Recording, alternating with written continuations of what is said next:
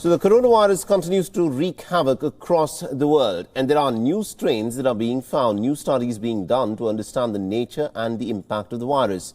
And the latest update has actually come in from the United Kingdom, where the British Prime Minister has now had to admit that the British mutant variant of the coronavirus is actually much more deadlier than what was earlier estimated, besides being more transmissible.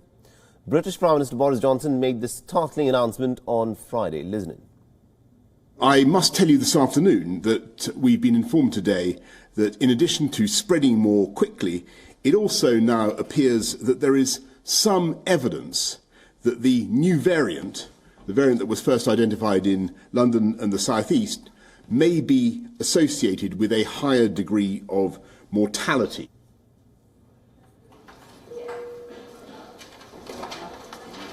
But this news, of course, comes in as the United Kingdom is registering its highest number of deaths since the beginning of the pandemic. British Prime Minister Boris Johnson has blamed the mutant version of the virus for this overwhelming surge in the number of infections. Now, the strain was first identified in the southeast of England in September, and since then, the mutant version of the virus has spread to more than 60 other nations, including China, where the pandemic began more than a year ago. Britain is witnessing the third and the worst yet surge of the coronavirus over the past week. COVID-related deaths have risen by 16%, and cases that require hospitalization has seen an exponential rise.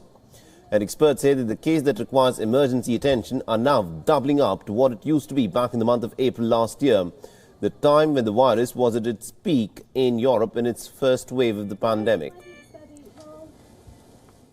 The NHS is under such intense pressure, with another 40,261 positive cases since yesterday. We have 38,562 COVID patients now in hospital. That's 78% higher than the first peak in April.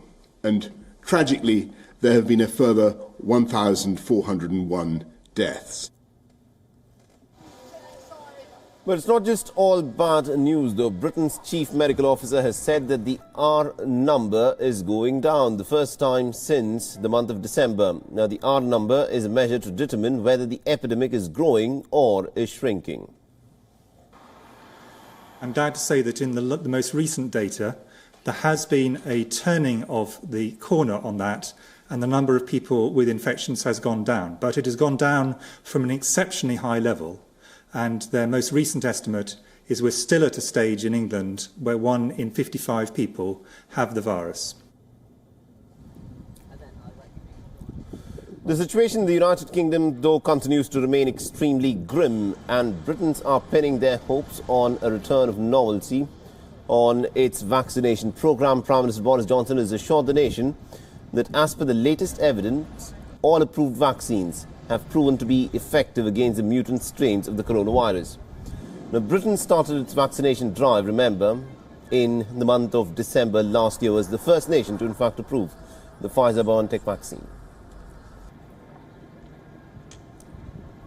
All current evidence continues to show that both the vaccines we're currently using remain effective both against the old variant and this new variant.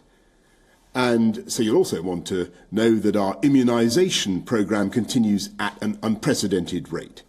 5.4 million people across the UK have now received their first dose of the vaccine, and over the last 24 hours we can report a record 400,000 vaccinations. WION is now available in your country. Download the app now and get all the news on the move.